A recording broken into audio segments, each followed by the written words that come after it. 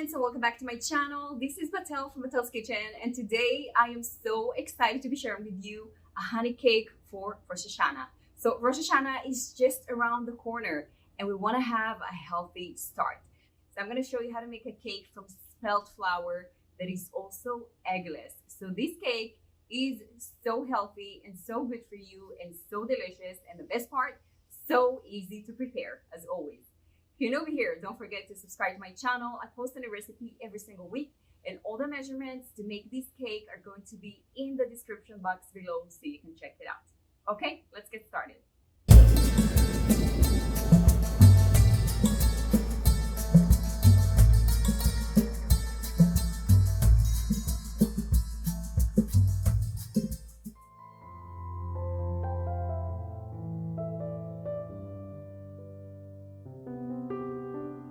So we're going to start by making our wet ingredients first.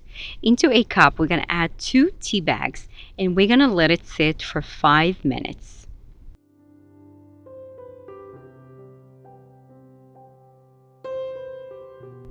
After 5 minutes, we're going to add all the wet ingredients to the bowl. We're going to add our oil and then our honey. If you don't want to use any honey, feel free to replace it with maple syrup or even date syrup.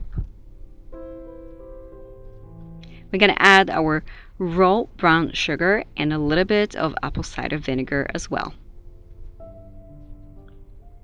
We're going to give it a very good mix, making sure that the oil is being blended with the sugar and with the honey. And then after 5 minutes, we're going to add our tea into the bowl as well.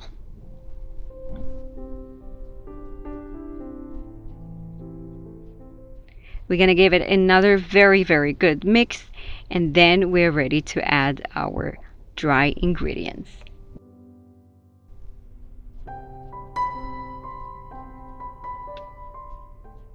So I like to sift my dry ingredients. So I'm using this little sifter, and especially when using like a whole wheat flour, or in this case whole spelt flour, I really like to make sure that there are no any lumps. We're going to add the flour in batches, and I like to add the cinnamon as well.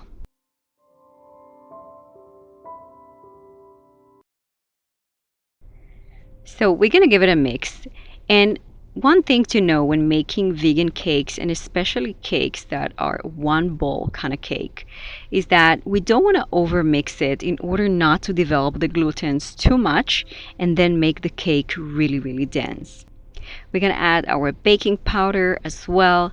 I like to add a little bit of more apple cider vinegar just to activate the baking powder, and this is a beautiful technique when making vegan bakings.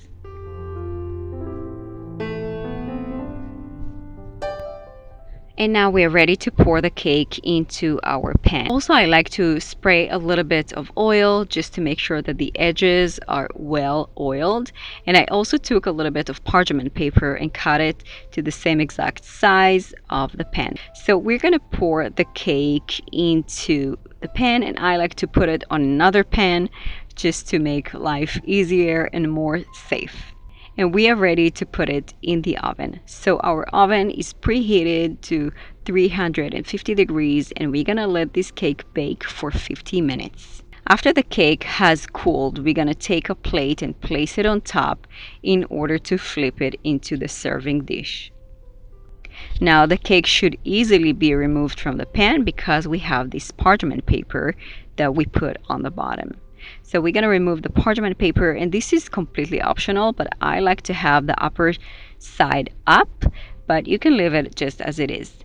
So after flipping the cake, I have a little bit of honey over here mixed with water just to glaze the cake. This is completely optional. This is not mandatory, but I like to have a little bit of shine on the cake.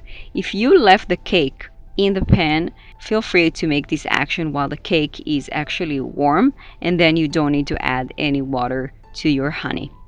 And just for presentation, so that everybody knows this is a beautiful honey cake, I like to add a little bit of honey in the middle. And we are ready to give it a taste.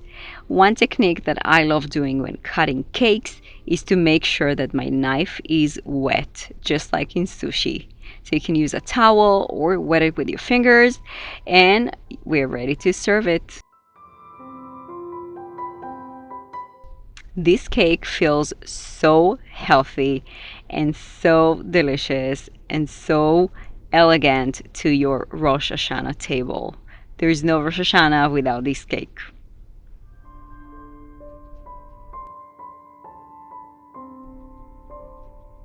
Another thing that I like to do is make another batch and make this cake into muffins. My kids love it so much, so I send it to school with them.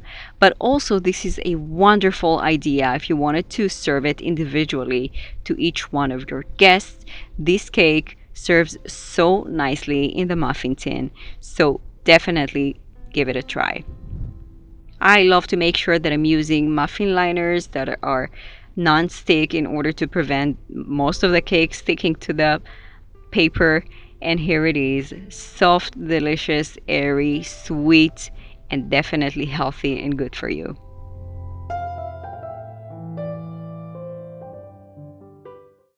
That's it for today, my friends. I hope you enjoyed. I hope you're gonna give this cake a try. If you're new over here, don't forget to support the channel and give this video a thumbs up. And also, if you're looking for more plant-based recipes that are wholesome, delicious, vegan, gluten-free, all that good stuff, check out my cookbook, Eggless Possibilities. You can find so many good meals that the whole family can enjoy.